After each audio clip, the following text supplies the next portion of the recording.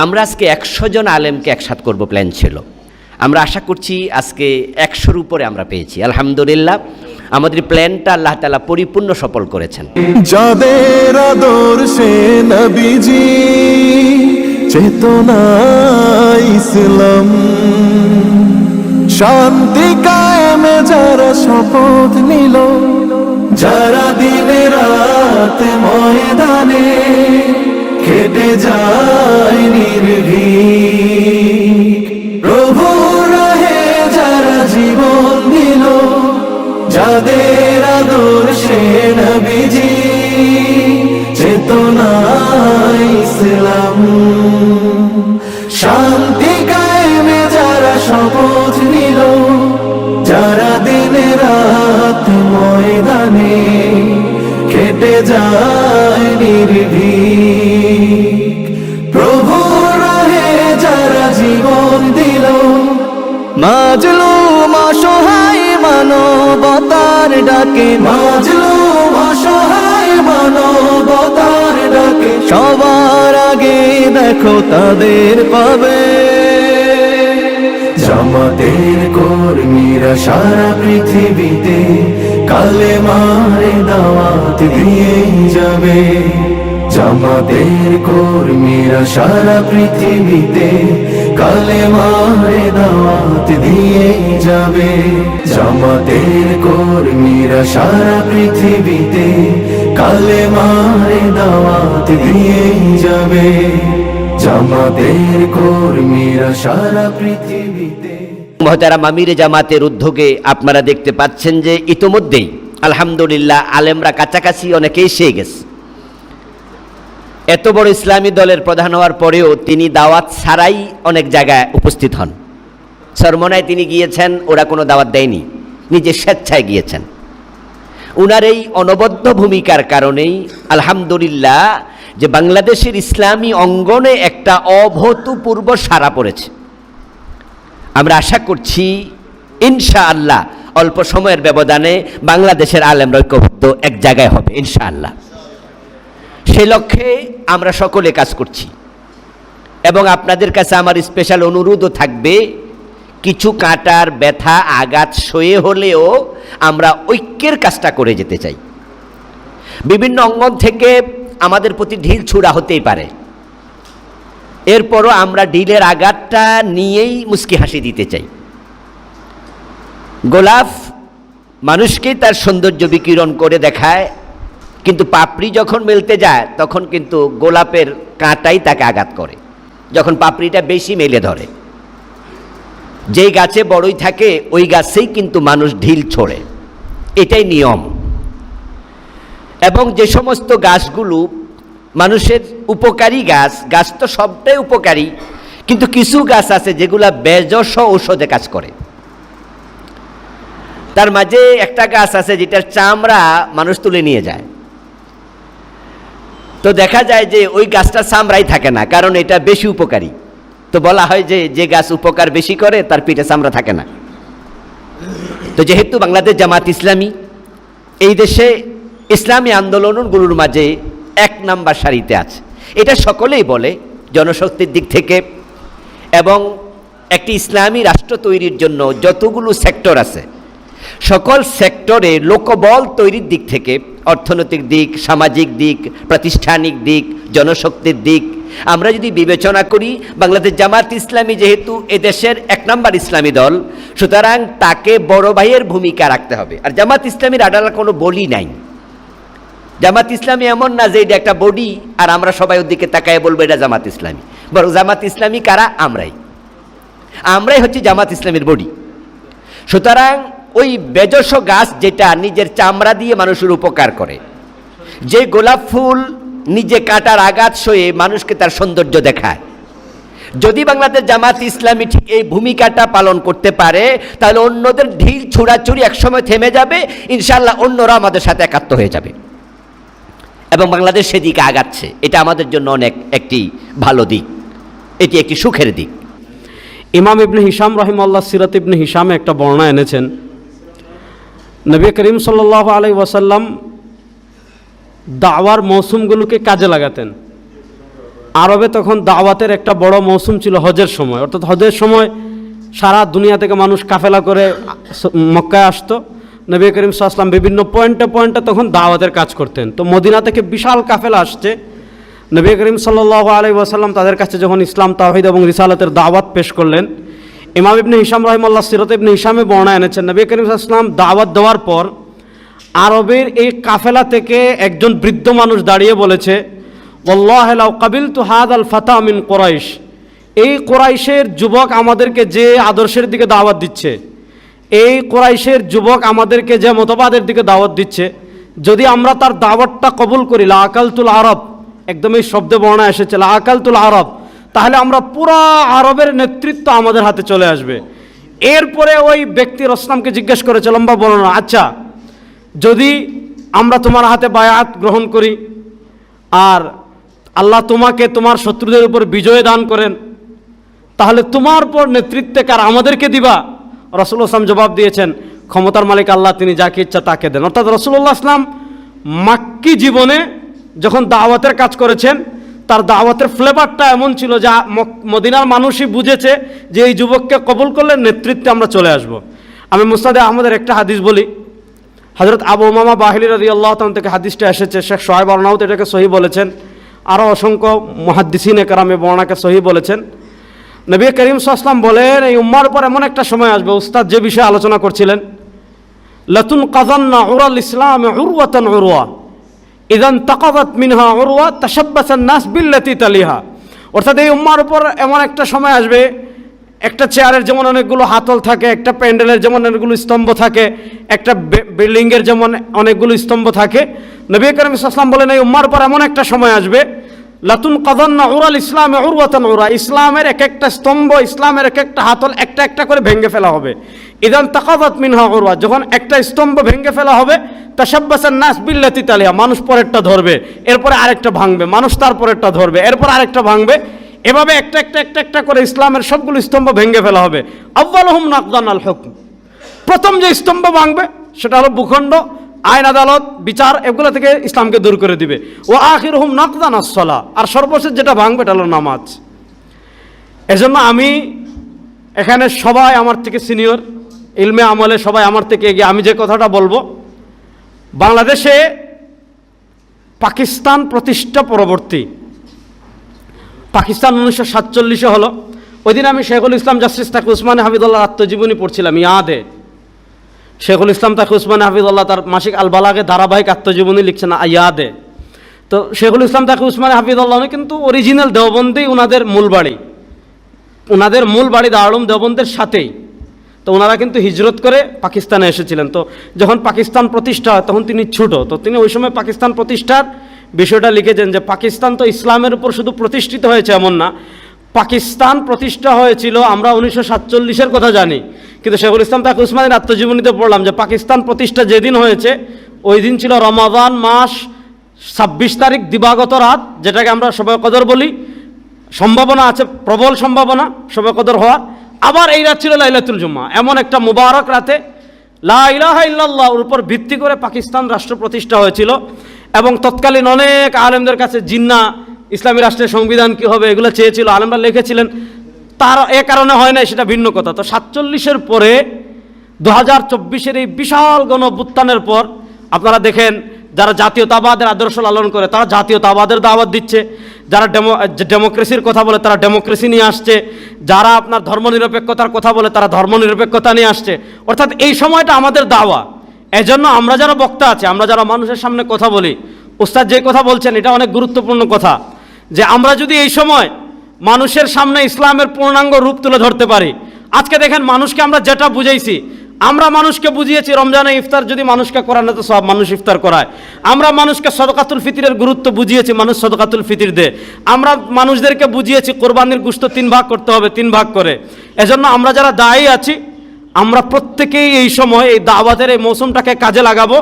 ইসলামের পূর্ণাঙ্গ রূপরেখা, বিশেষ করে ইসলামের, আপনারা দেখেছেন বাংলাদেশে আমরা 52 বছর ব্রিটিশ প্রবর্তিত দণ্ডবিধি দিয়ে আমরা বাংলাদেশ দেখলাম। ইসলাম আমাদেরকে 3 প্রকারের যে দণ্ডবিধি দিয়েছে, হুদুদ, কিসাস, তাজিরাত। এর বিপরীতে আমরা ব্রিটিশের দেওয়ানি ফৌজদারি দিয়ে আমরা 52 বছর দেখলাম, কিছুই বন্ধ হয় নাই। এজন্য ইসলামী দণ্ডবিধি, এটার কার্যকারিতা, ইসলামী হুকুম এটা কার্যকারিতা, ইসলামী ভূখণ্ড এটার কার্যকারিতা, ইসলাম ক্ষমতায় আসলে বিধর্মীরা কি অধিকার পাবে, ইসলাম ক্ষমতায় আসলে জুলুম কি পরিমাণ বন্ধ হবে, এগুলা যদি আমরা মানুষের কাছে তুলে ধরতে পারি ইনশাআল্লাহ বাংলাদেশ পরিবর্তন হবেই হবে ইনশাআল্লাহ। মৌলানা জাফরি আমার ক্লাস ফ্রেন্ড, আমরা একসাথে ঢাকা আলিয়া মাদ্রাসা থেকে কামেল পাশ করেছি। ওনার বয়স আর আমার বর্তমান বয়স কাছাকাছি, 80-র কাছাকাছি, আমারও 80-র কাছাকাছি। একবার আমি সিদ্ধান্ত নিয়েছিলাম প্রধানমন্ত্রীর কাছে মৌলানা সাঈদীর সম্পর্কে ওনাকে ছেড়ে দেওয়ার জন্য, দরকার হলে গৃহবন্দী করে রাখুক। আওয়ামী লীগের একজন লিডারের সঙ্গে আমি এই পরামর্শটা নিয়েছিলাম।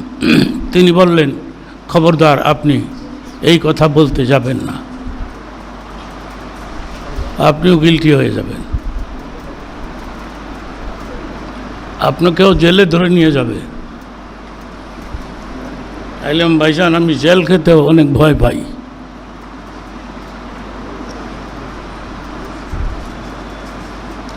মৌলানা সাঈদী যে আমার কত প্রিয় মানুষ ছিলেন এটা আপনারা বুঝবেন না।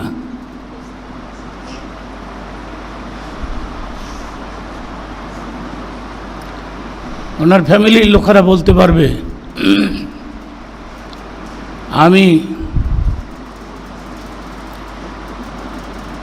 সাঈদী সাহেব যখন জেলের মধ্যে, তখন আমি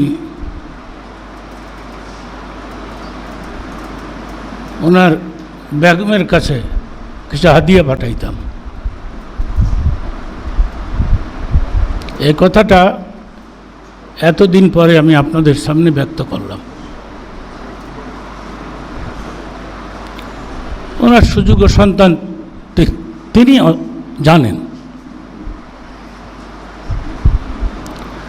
একবার আমি 1 কেজি খাসির গোশত কিনে পাঠাইলাম, বললাম, ভাবি, মৌলানা সাঈদী সাহেব খাসির গোশতের ভুনাকে পছন্দ করে, আপনি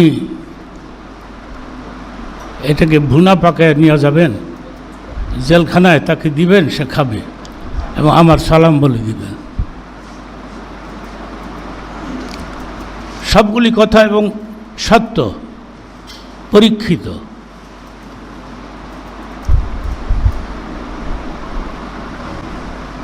সাঈদী সাহেব চলে গেছে আমাদেরকে রেখে। ওনার মতো একজন মুফাসসির এই পৃথিবীতে আর আসবে কিনা আমার মনে হয় না।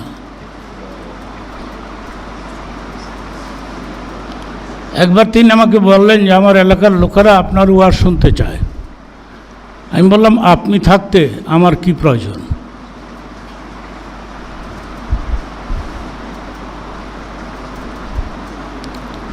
বললেন, এরপরেও তো চাচ্ছে। এরপরে বললাম, একটা সময় আপনি আমাকে বলে দিবেন, আমি যাব। আর তখনই ওনাকে অ্যারেস্ট করা হলো, জেলখানার মধ্যে ঢুকাই দেওয়া। এরপরে এই প্রোগ্রামটা আর হয় নাই।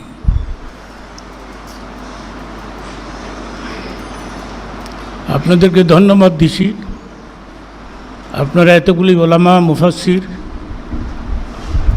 সমবেত হয়েছেন, আপনাদেরকে ধন্যবাদ।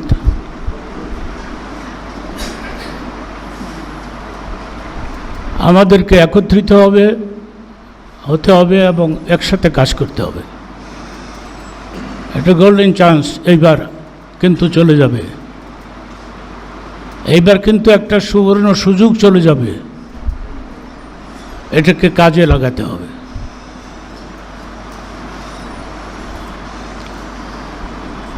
আমি উপস্থিত হয়ে প্রোগ্রামে হতে পেরে আমি নিজেকে ধন্য মনে করছি। আমাকে দোয়া করবেন, বয়স হয়ে গেছে, হঠাৎ করে আমিও চলে যাব, সবাইকে যেতে হবে। গত বছর এই সময়ে এবং হজের টাইমে আপনারা যারা ময়দানে দাওয়া কর্মে দেশে বিদেশে পাড়ায় পাড়ায় মহল্লায় মহল্লায় জেলায় জেলায় ঘুরতেন, তারা কত অপমান অপদস্থ হয়রানির শিকার হয়েছেন এর থেকে আপনাদের থেকে আর কেউ ভালো জানার কথা নয়। মাহফিল থেকে থামিয়ে দেওয়া হয়েছে, গালিগালাজ করা হয়েছে, আপনাদেরকে রাস্তাঘাটে বিভিন্ন অকথ্য ভাষায় এবং অনলাইনের মাধ্যমে এবং প্রশাসন দিয়ে দাঁড়ি আল্লাহ আপনার মতন বিদগ্ধ ইসলামিক স্কলারদেরকে বিভিন্নভাবে আপনার জবানকে স্তব্ধ করার সকল আয়োজন সম্পন্ন করা হয়েছিল। কারণ ওরা জানতো যে এদেশে ইসলামের নামে যদি কিছু বন্ধ করা না যায় তাহলে কোশ্চিনকালেও দুর্নীতিগ্রস্ত দুর্নীতিবাজ স্বৈরাচারী গোষ্ঠী কোশ্চিনকালেও ক্ষমতার মসনদে থাকতে পারবে না। তাই 2011 সালে তারা রাজ আইন জারি করে আপনার আমার উপরে চাপিয়ে দিতে চেয়েছিল বাংলাদেশ 72-এর সংবিধানে ফেরত যাওয়ার নামে ধর্মীয় রাজনীতি নিষিদ্ধ। ধর্মীয় রাজনীতি বলতে বাংলাদেশে ধর্মীয় রাজনীতি কাদেরকে বোঝাচ্ছে? মৌলানা মহিউদ্দিন খান হুঙ্কার দিয়ে উঠলেন সেদিন, বলেন ধর্মীয় রাজনীতি নিষিদ্ধের অর্থই হলো ইসলামী জিহাদকে চিরতরে বাংলাদেশে তারা বন্ধ করতে চায়। মাঠে নেমে গেলেন। আপনারা জানেন 2011 সালের 10-11 2 দিন হরতাল আহ্বান করলেন মৌলানা মহিউদ্দিন খানের নেতৃত্বে, যে আলেমদেরকে হুঙ্কার দিতে হবে। এদের সকল দলমত একসাথে নেমেছিলেন আপনারা। ঠিক at the same time London থেকে একজন ঘোষণা দিল যে বাংলাদেশে ধর্মের ভিত্তিতে কোনো রাজনীতি চলতে পারে না। আবার এর এক সপ্তাহ পরে তাদের স্ট্যান্ডিং কমিটির এক সদস্য মরহুম হান্নান শাহ বলে দিল যে লন্ডন থেকে যে ঘোষণা এসেছে এটা ওনার ব্যক্তিগত কথা নয়, এটা বিএনপির স্টান্ট। এই বলার পর থেকে আমাদের আন্দোলনের ভাইরা নড়ে চড়ে বসলেন, যদিও আমাদের সব ফাঁসির জন্য অপেক্ষমান, সবাই নড়ে চড়ে বসলেন। যদি তাই হয় তাহলে এদেশে আর কি হবে যদি ইসলামের নামে ইসলামী রাজনীতির নামে কানাত বানু ইসরাঈলা তাসুসুহুমুল আম্বিয়া কুল্লামা হালাকা নাবিয়্যুন খলাফাহু নাবিয়্যুন আখর। বনি ইসরাইল সহ অতীতকালের সকল যুগে রাজনৈতিক সমস্ত কর্মকাণ্ডের নেতৃত্ব দিয়ে হাল ধরেছেন নবী রসুলগণ। একজন নবী এবং রসুল যখন আল্লাহর দরবারে চলে গিয়েছেন, খলাফাহু নাবিয়্যুন আখর, আরেকজন নবী এসে সমস্ত রাজনৈতিক কর্মকাণ্ডের নেতৃত্ব দিয়েছেন। ওয়ালা তাযহালু তাইফাতুম মিন উম্মতি যাহিরিনা আলাল হাক্কি ওয়ালা ইয়াখাফুনা ফিল্লাহি লাওমাতা লাইম। এই হাদিস তো সবাই জানেন, তর্জমা করার দরকার নেই। অতএব সেদিন থেকে আলেম ওলামা কিন্তু বসেছিল না, ধারাবাহিকভাবে মিছিল মিটিং হরতাল মানববন্ধন প্রেস ক্লাবের সামনে, বাইতুল মোকাররমের সামনে, এমনকি 2012 সালের 9 সেপ্টেম্বর ঐতিহাসিক পল্টন ময়দানে আহ্বান করা হলো মহাসমাবেশ। সেদিন সেই পল্টন ময়দানে 144 জারি করে গোটা আলেম ওলামা সব চলে আসলেন পল্টন মোড়ে। সেখান থেকে সারা বাংলাদেশ থেকে যারা এসে নামা শুরু করছে টপটপ 313 জন সেদিন অ্যারেস্ট হয়ে গেল ওই এক সকালেই, সবার জানা আছে। আলেম ওলামা এদেশের এই বৈষম্যবিরোধী আন্দোলন তো শুরু হলো সেদিন, 1 মাসের আন্দোলন বা 1.5 মাসের আন্দোলন, কিন্তু মূলত গ্রাউন্ড তৈরি করা, ময়দান প্রস্তুত করা। এখানে চোখের সামনে দেখছি সমস্ত আলেম ওলামাগণ মাঠে কীভাবে মার খেয়েছেন, হরতাল করেছেন, পিকেটিং করেছেন, সমাবেশ করেছেন এবং অ্যারেস্ট হওয়ার মধ্যে মনে হয় এখানে 1/3 বেশি অ্যারেস্ট হওয়ার তালিকায় আছেন সেদিন থেকে। আউযু বিল্লাহি মিনাশ শাইতানির রাজীম। বিসমিল্লাহির রহমানির রহিম। হুয়াল্লাযী বা'আসা ফিল উম্মিয়িনা রাসূলাম মিনহুম ইয়াতলু আলাইহিম আয়াতিহি ওয়া ইউযাক্কিহিম ওয়া ইউআল্লিমুহুমুল কিতাবা ওয়াল হিকমাহ ওয়া ইন কানু মিন ক্বাবলু লাফি দালালিম মুবিন। এখানে যেহেতু উলামায়ে কেরাম আছেন, আয়াতের তর্জমারও দরকার ছিল না, কিন্তু যেহেতু এখানে মিডিয়া আছে, পাবলিকলি যাবে, তর্জমাটা করছি। হুয়াল্লাযী, আল্লাহ সেই সত্তা যিনি বা'আসা ফিল উম্মিয়িন, প্রেরণ করেছেন উম্মিদের মাঝে, অর্থাৎ যারা আহলুল কিতাব না, যারা কিতাবধারী ছিল না, কিতাবহীন সেই জাতির কাছে তিনি প্রেরণ করেছেন রাসূলান, একজন রাসূল, পয়গাম্বর, মেসেঞ্জার, প্রফেট তিনি পাঠিয়েছেন, মিনহুম তাদের অন্তর্ভুক্ত, তাদেরই বংশ থেকে উদ্ভূত, অ্যারাবিয়ান ব্লাডের। তার মিশন কি? ইয়াতলু আলাইহিম আয়াতি, তিনি তিলাওয়াত করেন, আবৃত্তি করেন তাদের কাছে, আয়াতিহি, আল্লাহর আয়াতসমূহ, ওয়ায়ুযাক্কিহিম, আর তাদেরকে পরিশুদ্ধ করেন, তাদেরকে শিরিক থেকে, কুফর থেকে, পাপাচার থেকে, খারাপ চরিত্র থেকে, এবং এই বিশাল সৃষ্টিকুলের ভিড়ে হারিয়ে যাওয়ার হাত থেকে আল্লাহ তিনি তাদেরকে পবিত্র করেন, তাজকিয়া করেন।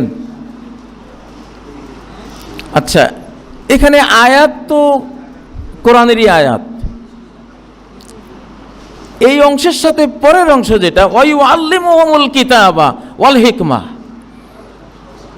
আর তিনি তাদেরকে শেখান আল কিতাব আল হিকমা। আগেরটা কোনটা আর এটা কোনটা? এটা কি দুই না একই জিনিস? কারণ আয়াতুল্লাহ, আয়াতুল কোরআন, আয়াতুল কিতাবই তো।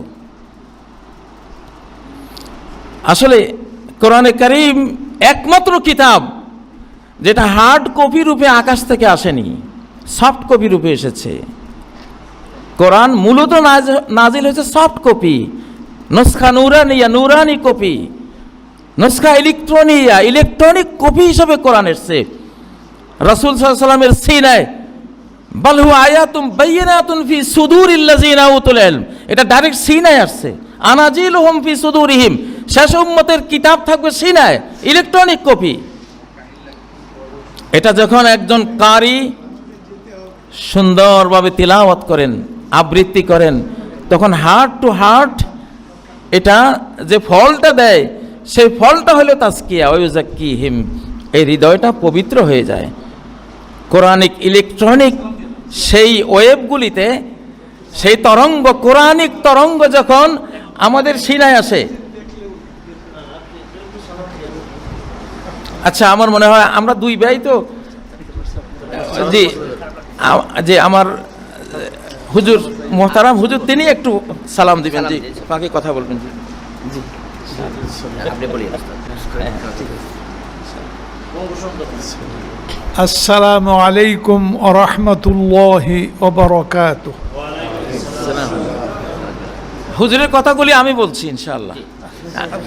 এক ভাই দুই ভাইয়ের বক্তৃতা করবো, সমস্যা নাই।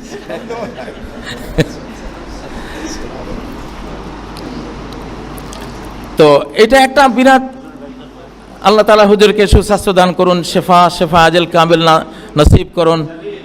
আমাদের অভিভাবক পর্যায়ের ওলামায়ে কেরাম সুস্থ থাকুন। বাংলাদেশের এই সদ্য স্বাধীন এই চ্যালেঞ্জিং পর্বে আমরা আল্লাহর কাছে কামনা করি, দোয়া করি, তাদের সেবা যাতে আমরা নিতে পারি, খেদমত নিতে পারি, জাতি ধন্য হতে পারে। আল্লাহ তাদেরকে চলার, বলার, কাজ করার তৌফিক দিন। সম্মানিত ওলামায়ে কেরাম, আমি আপনাদের জি আচ্ছা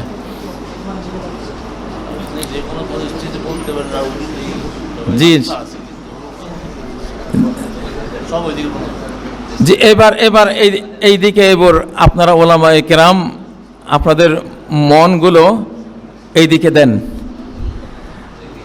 আমি আমার জীবনের বহু সময় আয়াতটা নিয়ে ভেবেছিলাম যে আয়াতের দুইটা পার্থক্যটা কেন? তো কোরআন মূলত আসছে সফট কপি, রাসূলের সিনায় ডাইরেক্ট। এই জন্য কোরআন সিনা টু সিনা আসে, হার্ট টু হার্ট আসে। এই জন্য উস্তাদ লাগে, ওস্তাদের সিনা থেকে ছাত্রের সিনায় আসবে। এই জন্য সনদ লাগে। এই জন্যই এই সনদ ছাড়া ইন্না হাযাল ইলমা দীনুন ফানজুরু আম্মান তাখুযুনা দীনাকুম, এই জন্য সনদ দেখতে হয়, উস্তাদ দেখতে হয়। ইয়াতলু আলাইহিম, জি, আল ইসনাদু মিনাদ-দ্বীন ওয়ালাউলা আল ইসনাদ লাকালা মান শা মা শা। সনদ হলো দ্বীনেরই অঙ্গ। সনদ না থাকলে, ওস্তাদ শাগরিদের সিলসিলা না থাকলে যে যেমনে যা ইচ্ছা তাই বলে দ্বীনকে নষ্ট করত। তো আমি আপনাদের ওলামারা আসলে সবাই তো বক্তা, আমি বক্তৃতা করছি না আজকে, আমি আপনাদেরকে একটা জায়গায় নিচ্ছি। সেই জায়গাটা হলো রাষ্ট্রীয় পর্যায়ে। আপনাদেরকে এখন রাষ্ট্রে ঢুকাবো আমি, মাহফিল থেকে, বক্তৃতার মঞ্চ থেকে। একটা হলো কোরআনের সফট কপি রূপ, এটা রাষ্ট্রের জন্য নয়, এটা পাবলিকের জন্য, ব্যক্তির জন্য, সমাজকে শুদ্ধ করার জন্য, তাজকিয়াতুল নাফসের জন্য, তাজকিয়াতুল আরওয়াহের জন্য। কিন্তু আরবদের রাষ্ট্র ছিল না কেন? যদি আমি প্রশ্ন করি, কেন আরবদের রাষ্ট্র ছিল না? আপনারা কে কি জবাব দিবেন আমি জানি না, তা আমি জবাব দেব, রাষ্ট্র ছিল না এই জন্য যে তাদের লিখিত কোনো সংবিধান ছিল না, লিখিত কিতাব ছিল না, উম্মি ছিল তারা। উম্মিদের মধ্যে জ্ঞান চর্চা হয়, তারা অনেক পণ্ডিত হতে পারে, পাণ্ডিত্য অর্জন করতে পারবে, বাট রাষ্ট্রের জন্য একটা সাংবিধানিক লিখিত রূপ লাগে। যেহেতু তারা উম্মি ছিল, কোনো লিখিত সংবিধান তাদের হাতে ছিল না, রাষ্ট্র বানাইতে পারেনি। যুগের পর যুগ, 620 বছর, প্রায় 6 শতাব্দী ব্যাপী মারামারি করেছে ওরা, কিন্তু রাষ্ট্র তৈরি করতে পারেনি, শুধু গোত্রীয় কলহ। তো এই আয়াতের দ্বিতীয় অংশ, প্রথম অংশ হলো পাবলিক রূপ, দ্বিতীয় অংশ হলো রাষ্ট্রীয় রূপ। আল্লিমুহুমুল কিতাবা ওয়াল হিকমা। আলিম ওলামা, ওলামায়ে কেরাম, আপনাদের কাছে আহ্বান। এখানে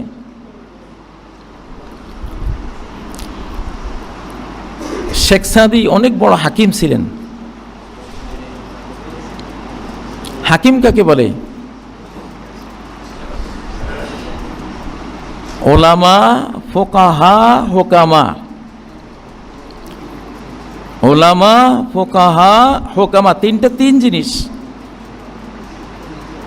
আলিম যার কাছে একটা আলো আছে, নূর আছে, কিতাব সুন্নাহর ইলম আছে।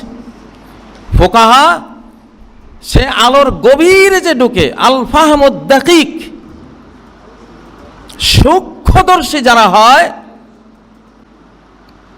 যেমন এক বেদুইন নবীজির সামনে বসা, তখন সূরা ফাতিহা নবীজি পড়ছিলেন, বেদুইন হেসে দিল, আরবি হেসে দিল।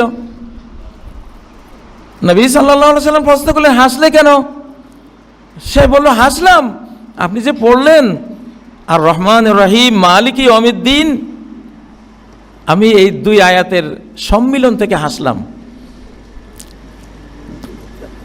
বললেন, এই দুই আয়াতে কি হলো? কই যে রহমান রহিম যেদিন বিচারকের আসনে সমাসীন হবেন, সব তো মাফ করে দিবেন, কারণ উনি রহমান রহিম। তো এরকম বিচারক পেলে তো আলহামদুলিল্লাহ, আমার কোনো ভয় বলতে কিছুই নেই, উনি ক্ষমা করে দেবেন। নবীজি তখন বললেন, হ্যাঁ আমরা তো এটা চিন্তা করে নাই। ফাঁকে হাল আরবি, আরবি বুঝছে।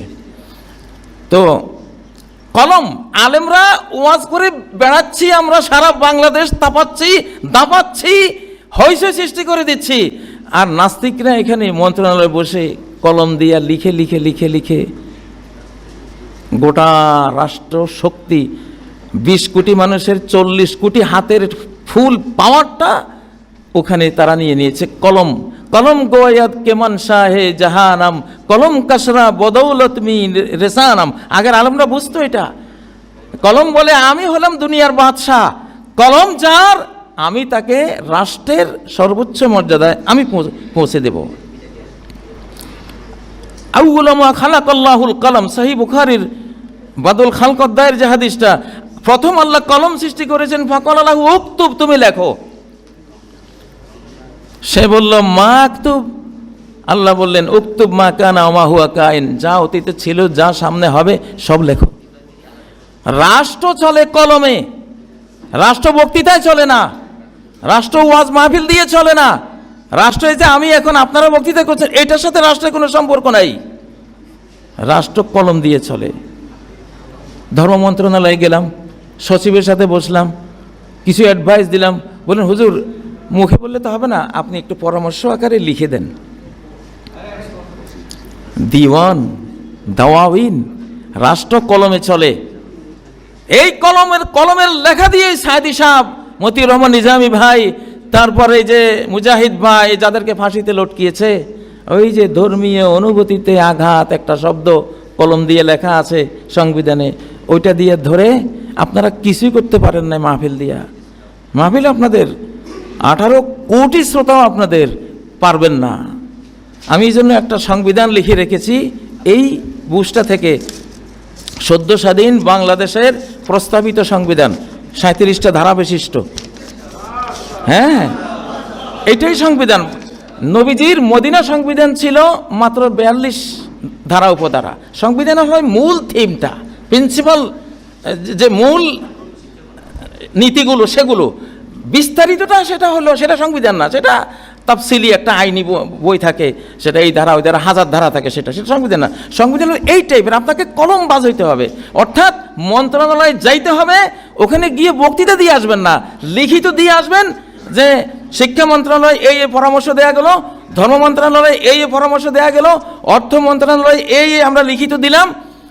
লেখার উপরে রাষ্ট্র চলে, আল্লাহর এই মহাবিশ্ব লিখিত বিধানের উপরে চলে, এটা বক্তৃতার উপর চলে না। ওয়াইউআল্লিমুহুমুল কিতাবা ওয়াল হিকমা, হিকমা সারা জীবন আপনারা পড়েছেন, আমিও পড়িয়েছি। আমি সারা জীবন হিকমতের কোনো কুল কিনারা না পাইতে লাস্টে বিন বাজ রহমতুল্লাহ আলাইহির একটা লেখার মধ্যে থেকে হিকমতের মূল রুটটা নিয়েছি।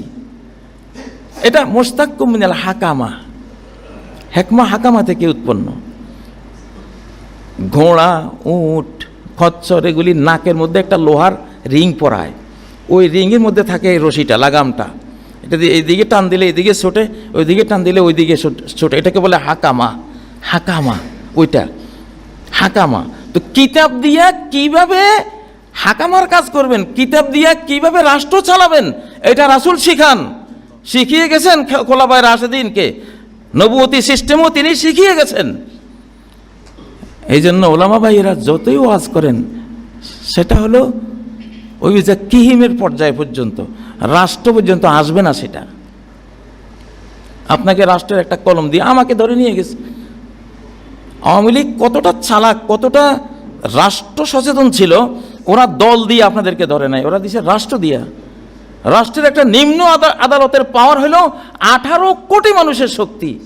এদেশে যত ট্যাঙ্ক আছে নিম্ন আদালতের অধীন সব, যত বিমান বাহিনী আছে সব, যত আর্মি আছে সব, এই বাংলাদেশের টোটাল শক্তিটাও একটা ছোট্ট আদালতের মধ্যে ওদের হাতে সব, পুরা শক্তিটা আপনাকে ধরবে। আওয়ামী লীগটা বুঝছে, আপনারা দল দিয়ে ওদেরকে ধরেন, কিচ্ছু করতে পারবেন না। একটা লিগ্যাল মামলা করে দেন, আপনাকে রাষ্ট্র দিয়ে ওদেরকে ধরতে হবে, লিগ্যাল লেখা দিয়ে কিতাব দিয়ে ধরতে হবে। ওলামারা ওয়াজ করে বেড়াবেন সারা বাংলাদেশ, থই থই হয়ে যাবে, 10 লাখ 20 লাখ 25 লাখ আসবে, কিচ্ছু না, রাষ্ট্র পর্যন্ত এগুলি আসবেই না।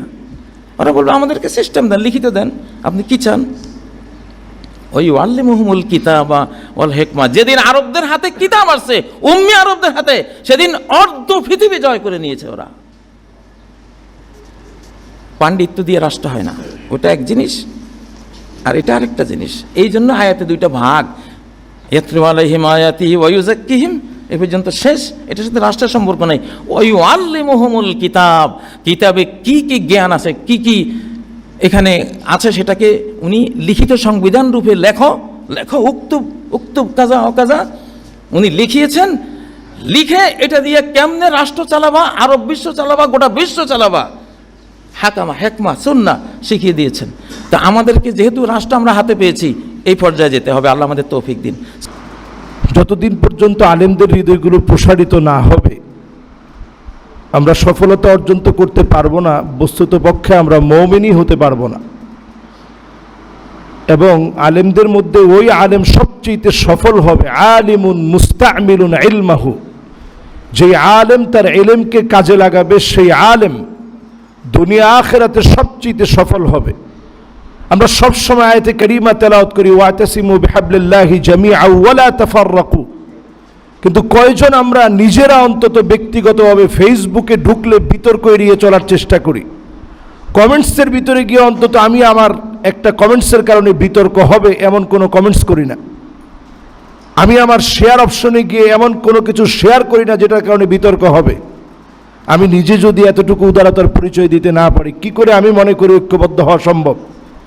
কোরআনুল কারীমে আল্লাহ রাব্বুল আলামিন তিনটি অপশন খুবই গুরুত্বপূর্ণ বলে আমি মনে করি আল্লাহ তাআলা জানালেন, কুল হুয়াল কাদির আলা আইয়াবআস আলাইকুম আযাবাম মিন ফাওকিকুম, নবী আযাব আসবে উপরের দিক থেকে।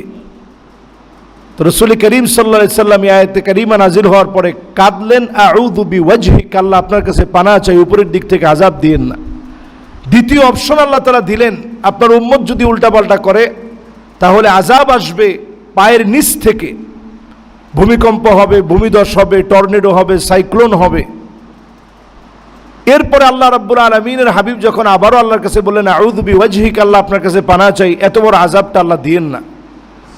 তিন নম্বর আল্লাহ রাব্বুল আলামিন আয়াত নাজিল করলেন, আউ ইয়ালবিসাকুম শিয়া ওয়া ইউযীকা বা'দুকুম বা'সা বা'দ, আযাব আসবে এমন আপনার উম্মত দলাদলি করাকে লিবাস বানায় নিবে।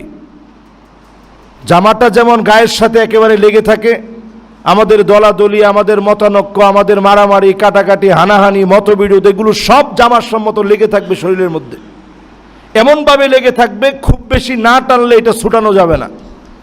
এই জন্য আপনি নিজে সেটা আনার জন্য চেষ্টা করতে হবে। নবীজি আগের দুই অপশনের চাইতে এটাকে সহজ মনে করলেন। ভাইয়ে ভাইয়ে বেশি দিন মারামারি থাকতে পারে না।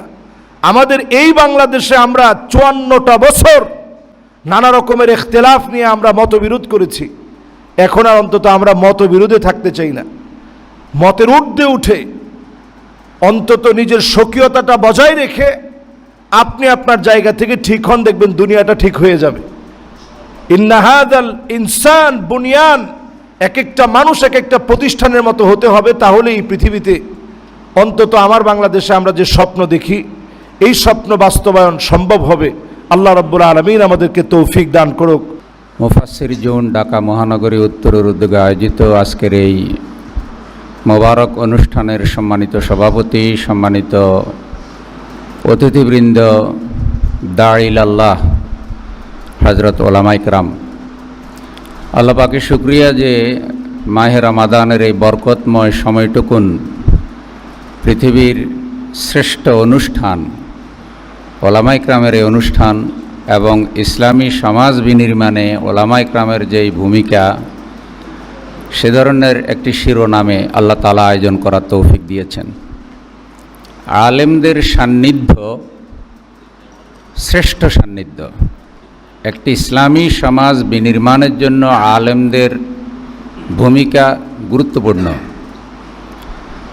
আল উলামা ওয়ারাসাতুল আম্বিয়া, আলেমরা নবীদের ওয়ারিস আর ইলমের ওয়ারিস।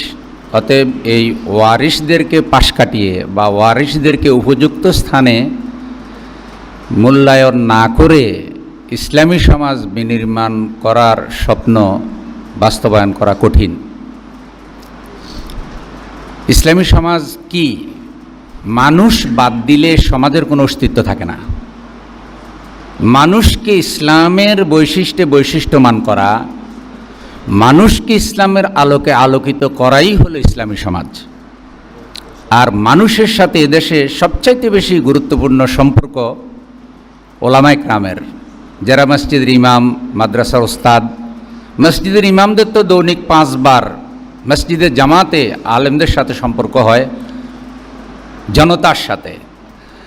আর পুরো বছরব্যাপী যারা দাঈল আল্লাহ, যদিও এখানে মুফাসসির বলা হয়েছে, একাডেমিকভাবে যারা মুফাসসির, সেই দিক থেকে এখানে মুফাসসির বলা হয়নি।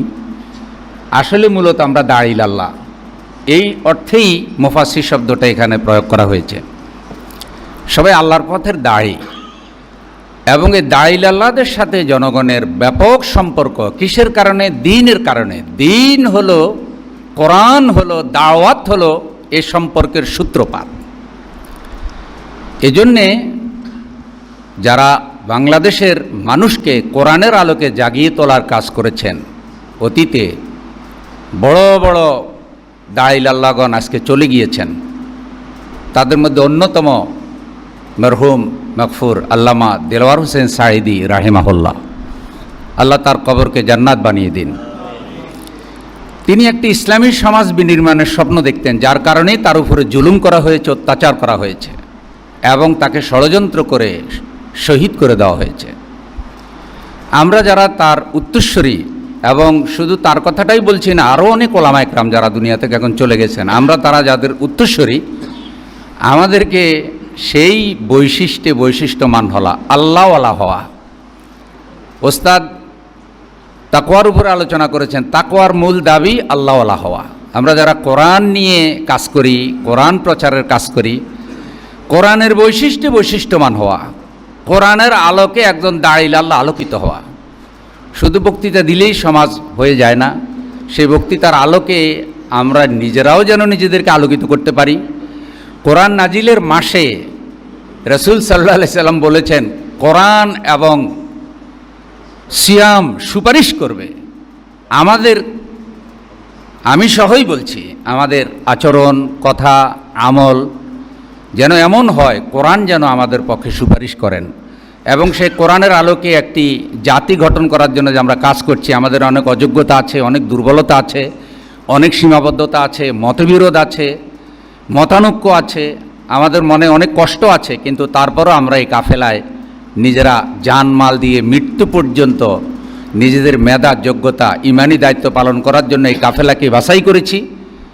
সকল কষ্ট, বেদনা, ঘাত প্রতিঘাতের মধ্যেও এখানে থেকেই দ্বীনের আলোকে বাংলাদেশকে আলোকিত করার এই কাফেলাকে আমাদের এগিয়ে নিতে হবে। আর তার মূল চালিকা শক্তি হিসাবে দাঈল আল্লাহ যারা বক্তা ওলামা একরাম আছেন, তারাই কাজ করবেন।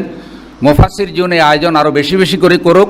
প্রতি মাসে একটি ইলমি হালাকা হয়, আমরা সেখানে সব ভাইদেরকে নিয়ে আসি এবং আমরা চাই যে আমাদের ভাইরা এখানে যুক্ত হোক যারা দাঈল আল্লাহর কাজ করেন। এবং ওলামা একরামদের পারস্পরিক ভালোবাসা যত মজবুত হবে, ওলামা একরাম যত কোরআনের আলোকে আলোকিত হবেন, ততই দিন বিজয়ের এই কাফেলাকে এগিয়ে নেওয়া সহজ হবে।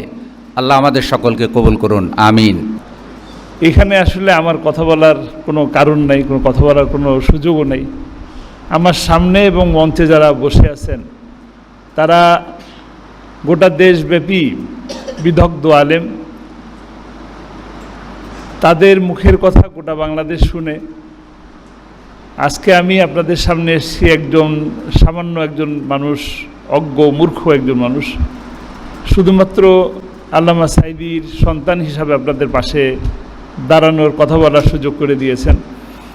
আমি এতটুকু শুধু বলবো যে 13 বছর আল্লামা সাঈদী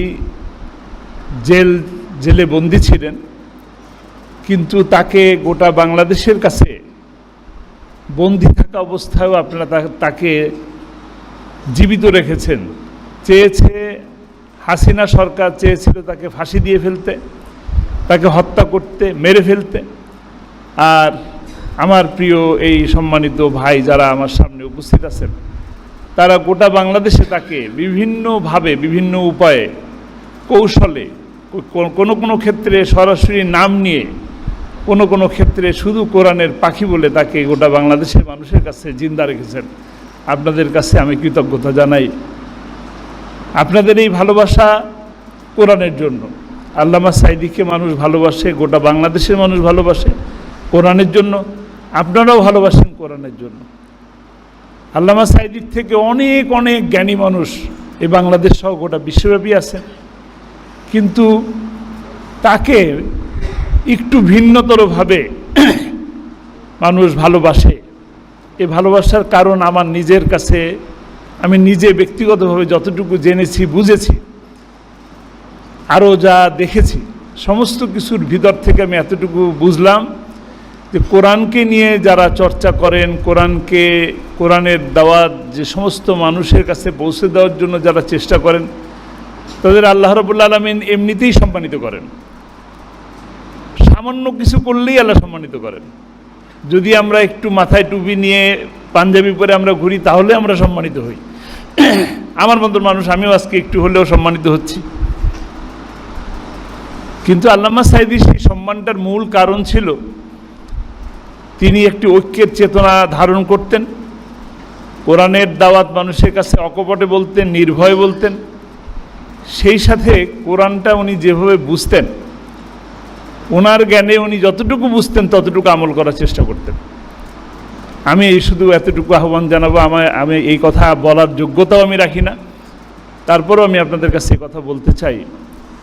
আমি যতটুকু জানবো, যতটুকু আমি কোরআন থেকে শিখব, আমি ততটুকু যেন আমল করতে পারি, আমরা যেন সকলে সে আমল করতে পারি, সেই তৌফিক আল্লাহ তাআলা আমাদেরকে দান করুন।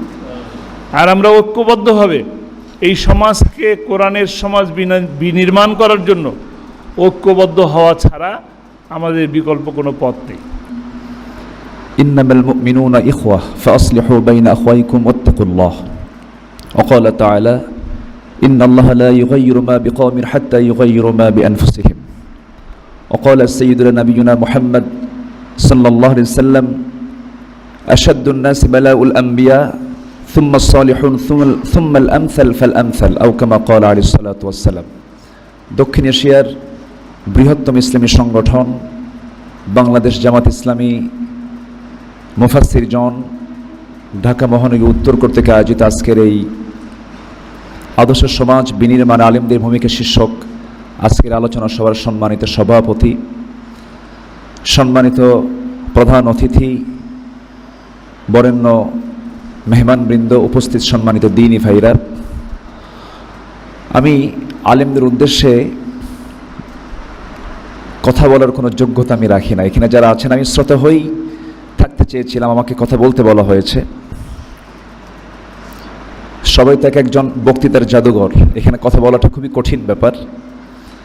আমি গত পরশুদিন এক চিকিৎসকের রুমে আমি বসেছিলাম, তো উনি অত্যন্ত বিচক্ষণ মানুষ। উনি শুধু আমাকে বললেন, দেখেন দেশের যে প্রেজেন্ট সিচুয়েশন, এই সিচুয়েশনের শুধু একটা বিষয়ে যদি ওকে থাকে, দেশ আপনাদের হাতে চলে আসবে। সেটা হচ্ছে আপনাদের ঐক্য। আপনারা যদি এক হতে পারেন, ঐক্যের প্ল্যাটফর্ম যদি তৈরি করতে পারেন, সমাজ বিনির্মাণ, রাষ্ট্র বিনির্মাণে আপনারাই এগিয়ে থাকবেন। তো সেই দিক থেকে আমি বিশেষ করে ওলামা হজরতদের আমি উদ্দেশ্যে একটু বলতে চাই যে গুণগুলো আমাদের মধ্যে থাকা উচিত। নাম্বার 1 হচ্ছে ইখলাস থাকা। নাম্বার 2 হলো নিয়তের বিশুদ্ধতা, তাজকিয়াতুন নফস। এরপরে নাম্বার 3 হচ্ছে সকল পরিস্থিতিতে, যে কোনো মুসিবতে, বিপদে অবিচল থাকা, ইস্তেকামাত থাকা। নাম্বার 4 হলো মানবিক যে দোষাবলীগুলো আছে মানুষের ভিতরে, এর মধ্যে অন্যতম হচ্ছে হিংসা। আনা খায়রুম মিনহু, আমি ওর চাইতে বেশি ভালো, আমার এলেম কালাম বেশি, ও কি জানে, ওর চাইতে আমি বেশি জানি। এইগুলো থেকে বের হয়ে আসা। রজুলান বিল ফিসকা বিল কুফরি ইল্লা ইরতাদ্দাত ইলাইহি, যদি কেউ কাউকে ফাসেক বলে অথবা কাফির বলে যদি গালি দেয়, সে যদি তা না হয়ে থাকে, ইল্লা ইরতাদ্দাত ইলাইহি, তার দিকে ফিরে আসে। এই সমস্ত বদগুণ থেকে যদি আমরা নিজেকে পরহেজ রাখতে পারি, সমাজ বিনির্মাণে আলেম উলামার সামনে এগিয়ে যাবে ইনশাআল্লাহ। এবং সকল প্রকার, সর্বশেষ যেটা বলতে চাচ্ছি, কুধারণা। ফেসবুক একটা অন্যতম প্ল্যাটফর্ম, কিন্তু অযাচিত কথা, স্ববিরোধী কথাগুলো ফেসবুকে অনেকে লেখালেখি করেন, যেটা ঐক্যের ক্ষেত্রে বিশাল একটা অন্তরায় হয়ে থাকে। তো এই বিষয়গুলো আমরা একটু খেয়াল করার চেষ্টা করব। আল্লাহ পাক আমাদের সবাইকে বোঝার তৌফিক দান করুন। দিন সমাজ বিনির্মাণে আল্লাহ পাক আমাদের সবাইকে যোগ্য করে গড়ে তুলুন। আল্লাহ পাক সেই তৌফিক আমাদেরকে দান করুন। মিন্না হাদিহি উম্মাতুকুম উম্মাতান ওয়াহিদা আনা রাব্বুকুম ফা'বুদুন। ইন্না হাদিহি উম্মাতুকুম উম্মাতান ওয়াহিদা আনা রাব্বুকুম ফা'বুদুন। وقال جل شانه قاتلوهم حتى لا تكون فتنة ويكون الدين كله لله. وقال رسول صلى الله عليه وسلم المسلم كجسد واحد إلى آخر الحديث أو كما قال عليه الصلاة والسلام. প্রিয় ভাইরা, আজকের এই মাহফিল আমাদের ওস্তাদদের মাহফিল। বিশেষ করে আমরা আলোকিত আজকে আমরা পেয়েছি আমাদের আজকের প্রিয় মেহমান, আমাদের মতো লক্ষ ছাত্রদের ওস্তাদুল উলামা আল্লামা কামালউদ্দিন আব্দুল্লাহ জাফরি হাফিজাহুল্লাহ। ওয়াজের জগতের দুই কিংবদন্তি আমরা যাদেরকে ছোটবেলা থেকেই যাদের ওয়াজ শুনে শুনে আমরা বড় হয়েছি, হাবিবুর রহমান যুক্তিবাদী হাফিজাহুল্লাহ চাচাকে সৈয়দি সাহেব খুব ভালোবাসতেন এবং গোপনে এদের সম্পর্ক ছিল অত্যন্ত নিবিড়। সৈয়দি সাহেব ভালোবাসতেন আমাদের প্রিয় কারি, সারা পৃথিবী জুড়ে জিনার খ্যাতি, কেরাতের ময়দানে তাফসিরের জগতেও তিনি ছিলেন একজন উজ্জ্বল নক্ষত্র, এখনও বিদ্যমান আছেন। হাবিবুর রহমান, আমাদের প্রিয় মানুষ হাবিবুল্লাহ বেলালি হাফিজাহুল্লাহ। এখানে আমাদের অনেক ওস্তাদেরা উপস্থিত হয়েছেন। আমি আমার ছোট্ট জীবনে যেটা আমি উপলব্ধি করেছি যে একটা উম্মত, আল্লাহ বলেছেন ফাত্তাকুন, তাকওয়া, আমাকে ভয় করো, আর বলেছেন আমার ইবাদত করো। ইবাদত করলেই তাকওয়া আসে, সেটা আপনারা সূরা বাকারাতে দেখেছেন, উবুদু রাব্বাকুম আল্লাযী খালাকাকুম ওয়াল্লাযীনা মিন ক্বাবলিকুম লাআল্লাকুম তাত্তাকুন। কিন্তু ঐক্য কোনোভাবেই সম্ভব না, যেটা আমার বিচার। হাত্তা ইয়ালাজাল জামালু ফি সামবিল খিয়াত। এদেশের যারা ধর্ম ব্যবসায়ী, যারা ধর্মকে পুঁজি করে পয়সা কামাই করে, তারা কোনো দিন কায়েমের পথে একসাথ হবে না, জিন্দেগিতেও হবে না। এবং একটা শামসুল হক ফরিদপুরি সাহেব বলে গেছিলেন যে যারা সবসময় এটা, তারা কখনো দিন কায়েমের কাজে আসবে না।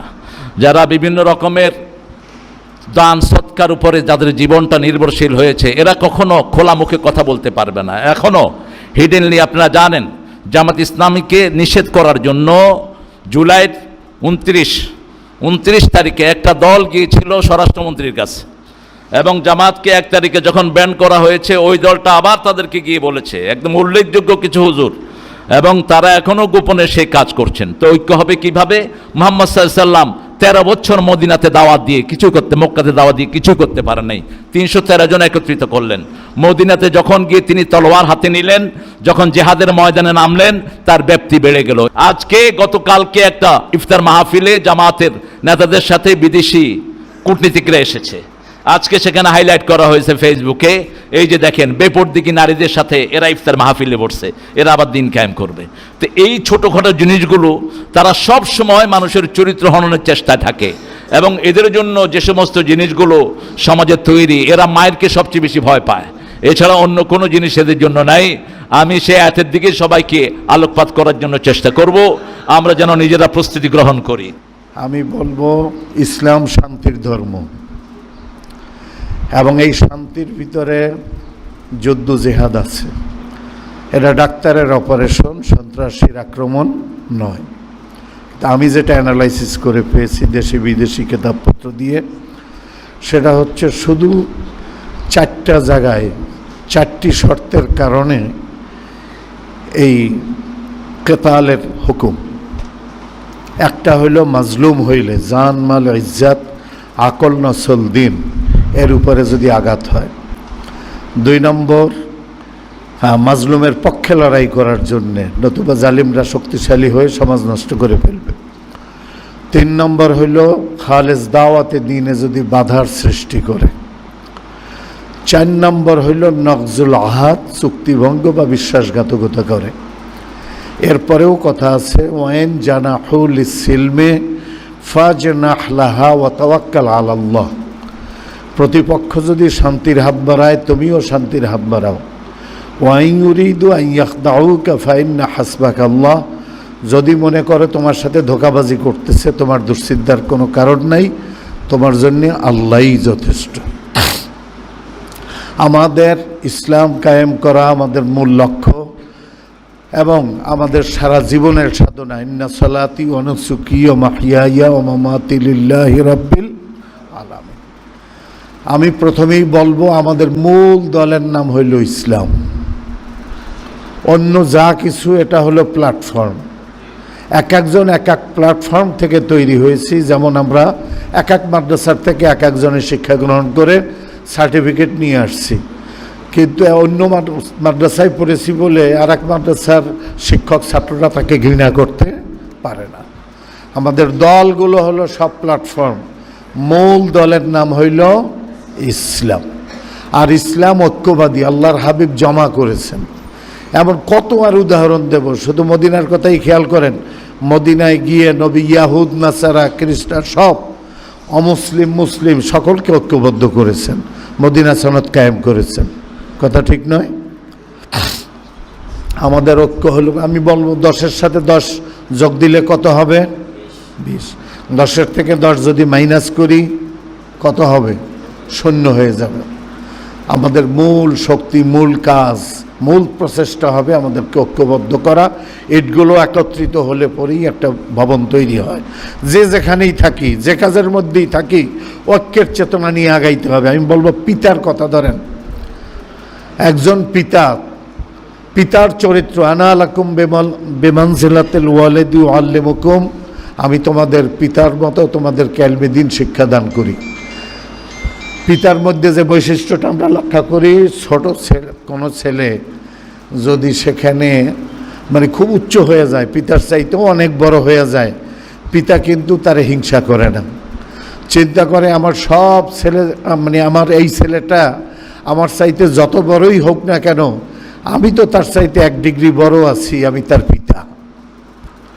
আবার কোনো সন্তান যদি ল্যাংড়া লুলা হয়, পিতা চিন্তা করে যে আমার সব সন্তানই তো জেগে গেল, এই ল্যাংড়ার অবস্থাটা কি হবে, তাকে কিভাবে পুনর্বাসন করা যায়। পিতার মধ্যে যেমন হিংসা নাই, ঘৃণা নাই, এই চরিত্রটা যখন আমাদের ভিতরে আসবে, উদারতা চলে আসবে, কুনতুম খায়রা উম্মাতিন উখরিজাত লিন-নাস তা'মুরুনা বিল মা'রুফ ওয়া তানহাউনা আনিল মুনকার ওয়া তু'মিনুনা বিল্লাহ। আমাদের কানেকশন তো আল্লাহর সাথে, তা আল্লাহ যত বড়, তার সাথে আমি কানেক্টেড হলে আমার মনটাও তো বড় হয়ে যাবে। আল্লাহ যেন সেই আমাদের ঐক্যের ভাবধারা নিয়ে, আমি বলি এই যে সুবহানাল্লাহ, আলহামদুলিল্লাহ, আল্লাহু আকবার, লা ইলাহা ইল্লাল্লাহ, এই 4টা জিনিসের মধ্যে আমাদের একটা বড় ফর্মুলা আছে। সেটা কি? সুবহানাল্লাহ শব্দের অর্থ কি? আল্লাহই পবিত্র, আল্লাহ ছাড়া নির্ভুল পবিত্র কেউ নয়। আম্বিয়ায়ে কেরাম আলাইহিমুস সালাতু ওয়াস সালাম মাসুমুনা মিন ইনদিল্লাহ ওয়া সাহাবাতু কুল্লুহুম উদুল। এছাড়া আলা কুল্লু বনি আদমা খাত্তা ওয়া খায়রুল খাত্তাইনা আত-তাওয়াবুন। অতএব আমরা যখন জানি নির্ভুল কেউ নাই, অতএব যাকে সত্য ন্যায় আপন করা যায় তাকে পর করা যাবে না। যে সংশোধনযোগ্য সে দমনযোগ্য নয়। হ্যাঁ, অপরাধকে ঘৃণা করো, অপরাধীকে নয়। আলহামদুলিল্লাহ, সব প্রশংসার মালিক আল্লাহ। অতএব আমি বা আমার বা অন্য কারো প্রশংসার জন্য কাজ করি না, আল্লাহর প্রশংসার জন্য কাজ করি। আল্লাহু আকবার, আল্লাহই বড়, আল্লাহর বড়ত্বের জন্য কাজ করি। লা ইলাহা ইল্লাল্লাহ, আল্লাহ ছাড়া কোনো মাবুদ নাই। আল্লাহ সত্য ন্যায়ের পক্ষে, অন্যায়ের বিপক্ষে। সুতরাং আমি আল্লাহর গোলাম হিসাবে সত্য ন্যায়ের সাথে আছি, অন্যায়ের সাথে নাই। আমি একদিনে আর অনেক কথা নয়, সংক্ষেপে এতটুকু। আল্লাহ আমাদের মনটাকে বড় করে, উদার হয়ে, খুব সূক্ষ্মভাবে ইসলামী ফর্মুলা নিয়ে এগিয়ে যাওয়ার তৌফিক দান করুন। আমাদের মুরব্বিয়ান আসাতিজায়ে কেরাম, আমাদের মুরব্বী ওলামায়ে কেরাম, বিশেষ করে সাইদি রাহিমাহুল্লাহ, আল্লামা সাইদি সাহেব রহমাতুল্লাহ আলাইহির অনেক ভালোবাসায় আমরা ধন্য, কিন্তু কিছু করতে পারি না এই দোয়া ছাড়া। এই দোয়াটা আল্লাহ তাকে জান্নাতের উচ্চ মাকাম দান করুন, তার দরজা বুলন্দ করুন, ওলামায়ে দ্বীনকে আল্লাহ উচ্চ মাকাম দান করুন। জাফরি সাহেব, মোল্লা আব্দুর রহিম সাহেব রহমতুল্লাহ আলাইহি, ডক্টর মুস্তাফিজুর রহমান, এরকম 18 জন সেরা ব্যক্তি, নিম্নমানের আমরা সফরে গেলাম। ইরানের এই 17-18 দিন জীবনে মৌলানা সাইদি রহমতুল্লাহ আলাইহিকে কাছের থেকে আমি দেখেছি। এখানে আমার বন্ধু মৌলানা হাবিবুর রহমান যুক্তিবাদী আছে। এই যুক্তিবাদী এবং আমি আরেকটা সাক্ষী মৌলানা তারেক মনোয়ার, ইফতার মাহফিল বাড়িতে করতেন মৌলানা সাইদি সাহেব রহমতুল্লাহ আলাইহি। ওই ইফতার মাহফিলের দেখাশোনা করার জন্য তারেক মনোয়ারকে দায়িত্ব দেওয়া হতো। এবং অনেক সময় বলতেনও সাইদি সাহেব যে বেলালি সাহেবের দিকে একটু খেয়াল রাখো, কারণ আমি আগের থেকে, আপনারা যারা আমাকে জানেন জানি না, স্বাস্থ্য আর একটু বেশি ছিল, খানা পিনাও বেশি খাইতাম। তো সাইদি সাহেবের মতো একজন মন খোলা মানুষ সহজে আমরা পাই নাই। মানবতার করুণ আত্মদানে ধরনের আকাশ বাতাস বিষাক্ত, প্রাচুর্যের মাঝেও গোটা পৃথিবী আজ সমস্যায় জর্জরিত। গোটা দুনিয়ায় ধুমায়িত বিক্ষোভ, অশান্তি, ক্ষুধা, অনাহার, নির্যাতন, নিষ্পেষণ, আগ্রাসন আর হিংসার নারকীয় বিভৎসতা বিশ্বকে আজ রাহুল ন্যায় গ্রাস করতে চলেছে। সমাজ জীবন থেকে ন্যায় নীতি, সততা, মানবিক মূল্যবোধ আজ অবলুপ্ত। পৃথিবীর গতি ঝাড়া যেন কোনো এক নিশ্চিত ধ্বংসের দিকে এগিয়ে যাচ্ছে। এই মুহূর্তে উলামারা এক হইতে হবে। উলামাদের যে সুযোগ আল্লাহ দিয়েছেন এই দ্বিতীয় স্বাধীনতার মধ্যে, এই সুযোগ আর দ্বিতীয়বার হবে না। কোন আলেমের দ্বারা যদি আলেমদের মধ্যে ঐক্য ফাটল ধরে, ওই আলেমের বিচার আমাদের প্রকাশ্যে করতে হবে। রাজি আছে?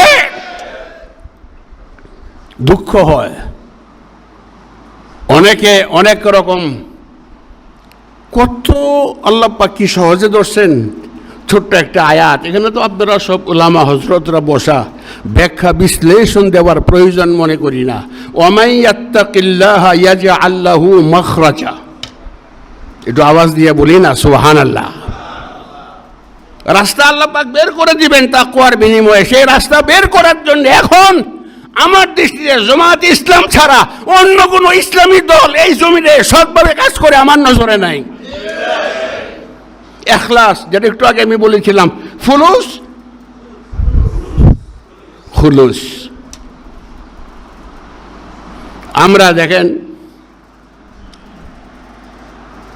মৌলানা তারেক মনোয়ার একটু আগে বলে আসল ফাঁস করে দেওয়া যায়, আমিও ফাঁস করে দেই। জাফরি সাহেব তো সাক্ষী আসেনি। আমরা ইরান সফর থেকে ঢাকায় আসার সময় দিল্লি প্রিন্স হোটেলে আমরা ছিলাম, যাত্রা বিরতি করেছিলাম। জাফরি সাহেব, মৌলানা সাইদি সাহেব রহমতুল্লাহ আলাই, আব্দুর রহিম সাহেব সহ সবাই বলল যে এখানে দেওবন্দ মাদ্রাসার 18 বছর বয়স থেকে যিনি মুহতামিমের দায়িত্ব পালন করতেন কারি তৈয়ব সাহেব এই হোটেলে আসেন। জাফরি সাহেব মাথা ঝোলাইতেছে, কারণ সত্য কথা তো বলতেছি। সেইখানে মৌলানা সাইদি সাহেব, জাফরি সাহেব, মৌলানা আব্দুর রহিম সাহেব, ডক্টর মুস্তাফিজুর রহমান, আমরা সহ একসাথে গেলাম দেখা করতে মৌলানা কারি তৈয়ব সাহেব রহমতুল্লাহ আলাইহির সাথে। অনেকক্ষণ কথা বললেন। সাইদি সাহেবকে জড়াইয়া ধরলেন, বলছেন যে আপনি যেইভাবে ইসলামের খেদমত করছেন সেটা আপনি একজন সাহাবীর ভূমিকা পালন করতেছেন। সেই সাইদিকে নিয়ে উল্টা পাল্টা এই দেশে কেউ বলবে, এটা হতে দেওয়া যায় না।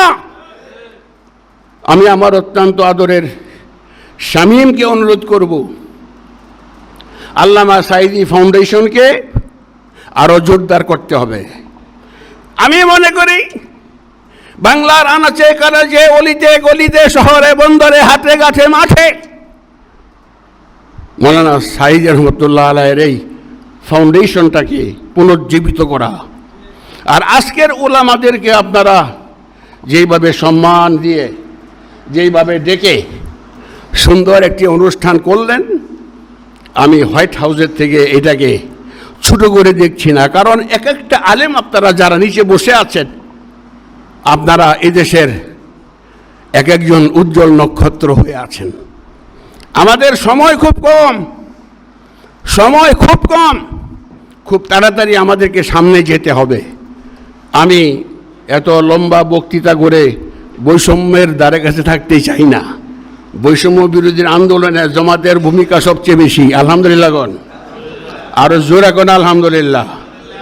আমি কয়েকদিন আগে একটা অনুষ্ঠানে মন থেকে বেরিয়ে গিয়েছিল, আমি বলে দিয়েছিলাম, সেলিমউদ্দিন ভাই খুব খুশি হয়েছিলেন। দিন তারই প্রোগ্রাম ছিল সেটা।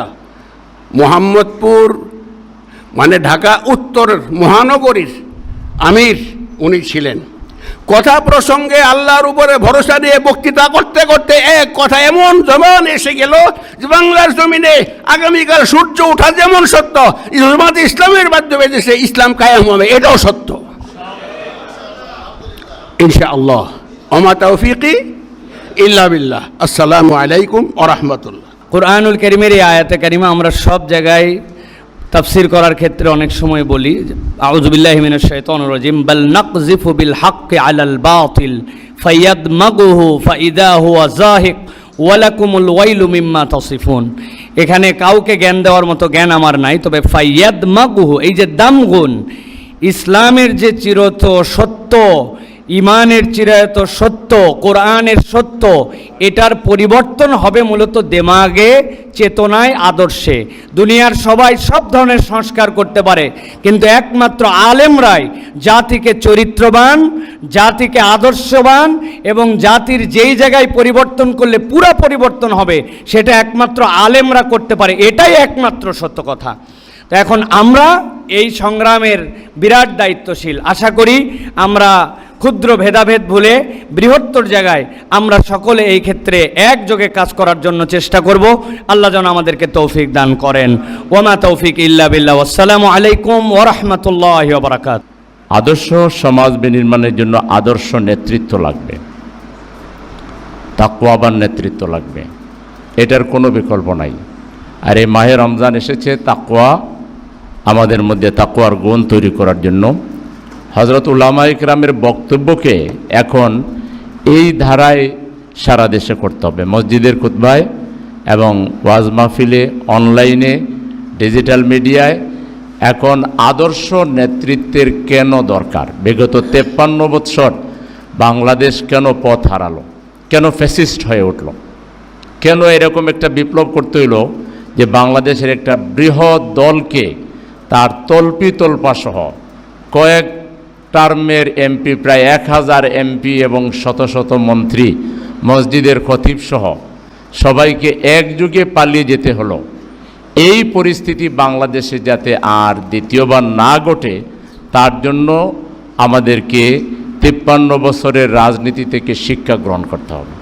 এটা আমাদের আলেম সমাজদেরকেও বোঝাইতে হবে, এটা আমার সাধারণ জনগণকে বোঝাইতে হবে যে নেতৃত্বের জায়গায় অসৎ, অযোগ্য, ফাসেক, মুনাফিক এবং মানবতা বিরোধী, দুর্নীতিবাজ, স্বজনপ্রীতি যারা করে, ঘুষ খায়, ঘুষ দেয়, সুদ খায়, সুদ দেয়, অবৈধ ব্যবসা যারা করে, তারা নেতৃত্বের আসনে বসে থাকলে এখানে যত ওয়াজ মাহফিল বাড়ুক, তাফসির মাহফিল বাড়ুক, আলেম ওলামা বাড়ুক, যত মাদ্রাসা বাড়ুক, মসজিদ বাড়ুক, নেতৃত্বের জায়গায় আসল জায়গায় পরিবর্তন না করে আপনি যদি যা মাদ্রাসা আছে তার কয়েক গুণও যদি হয়, যা মাদ্রাসার ছাত্র আছে তার যদিও কয়েক গুণ বেশি হয়, যা আলিম আছে তার যদি 100 গুণ বেশি হয়, কোনো চেঞ্জ হবে না।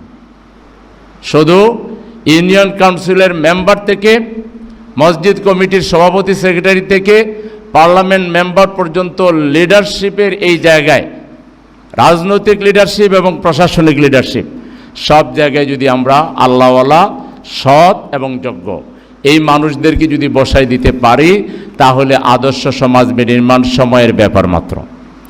এই জায়গায় আমাদের সবাইকে একযোগে কাজ করতে হবে। এটার গুরুত্ব আমাদেরকেও বুঝতে হবে, এটার গুরুত্ব আমাদের আলেম সমাজকে বোঝাইতে হবে, এটার গুরুত্ব সাধারণ জনগণকে বোঝাইতে হবে। আল্লাহ তাআলা কোরআনের যে সেই আয়াত যেটা, এটা আমি খুব কম হযরত উলামা ইকরামের মধ্যে বক্তৃতায় শুনি, আরই হয়তো আমি শুনি কম, এই জন্য কম শুনি। আউযু বিল্লাহি মিনাশ শাইতানির রাজিম। ইন্নাল্লাহা ইয়া'মুরুকুম আন তুআদ্দুল আমানাতি ইলা আহলিহা ওয়া ইযা হাকামতুম বাইনান নাসি আন তাহকুমু বিল আদলি। এই আয়াত মসজিদের খুতবায় কিংবা তাফসীর মাহফিল, আমি আপনাদের শ্রোতা, কিন্তু অনেকের ওয়াজ আমি শুনি, কিন্তু এগুলো খুব একটা আলোচনা হয় না। ইসলামের যে সামাজিক দিকটা, এই যে সূরা বাকারার 177 নম্বর আয়াত, লাইসাল বিররা আন তুওয়াল্লু ওজুহাকুম কিবালাল মাশরিকি ওয়াল মাগরিবি ওয়ালাকিন্নাল বিররা মান আমানা বিল্লাহি ওয়াল ইয়াউমিল আখির ওয়াল মালাইকাতুল কিতাবি ওয়ান নাবিয়্যিন, এই পর্যন্ত ঈমান। ওয়া আতাল মালা আলা হুব্বিহি যাবিল কুরবা ওয়াল ইয়াতামা ওয়াল মাসাকিন ইলাল আখির। এই যে মানবিক সাইডটা, এইটা আলোচনা খুব কম হয়। কিংবা খুতবায় যেটা বলা হয়, ইন্নাল্লাহ ইয়া'মুরু বিল আদলি ওয়াল ইহসান ওয়া ইতাই যিল কুরবা ওয়া ইয়ানহা আনিল ফাহশাই ওয়াল মুনকারি ওয়াল বাগি, এটার ব্যাখ্যাটা যেভাবে বোঝাই দেওয়া দরকার, ওখানে তো সব আছে। অশ্লীলতার বিরুদ্ধে, মুনকারের বিরুদ্ধে যে কথাগুলো, এগুলো শুধু আরবিতে পড়েই শোনাই দেওয়া হয়, কিন্তু এটা খুতবার আগে কিংবা পরে এটা জনগণকে বোঝাই দেওয়া দরকার। ইসলামের যে মানবিক দিকটা, ইসলামের যে সামাজিক দিকটা, ইসলামের যে আর্থসামাজিক দিকগুলো, এইটা আমাদের সমাজে ফুটিয়ে তুলে মানুষকে আরও দায়িত্ববোধ সম্পন্ন করতে হবে, আরও মানবিক করে গড়ে তুলতে হবে। তাহলেই আমরা এই সমাজ একটা আদর্শ সমাজে বিনির্মাণ করতে পারবো। আজকে অনেক আলেম ওলামা এসেছেন, আজকে অনেক বরেণ্য ব্যক্তিরা এসেছেন, সকলেই আমাদের হৃদয়ের মানুষ, সকলেই আমাদের প্রিয় মানুষ। আমরা তাদেরকে অনুসরণ করি, তাদের কথাগুলো আমরা শুনি এবং লাখো কোটি জনতা এই কথাগুলো শোনে। কাজেই আজকে আদর্শ সমাজ গঠনে এই মুফাসসির আলেমদের ভূমিকা অপরিসীম। এই জন্য আসুন আমরা ওহিব্বুস সালেহিন ওয়ালাস্তু মিনহুম, আমরা যেন সালেহিনদেরকে ভালোবাসি, মহব্বত করি এবং তাদের দেখানো পথ অনুযায়ী, আল্লাহ এবং তার রসুলের দেখানো পথ অনুযায়ী চলতে পারি। আল্লাহ তৌফিক দান করুন।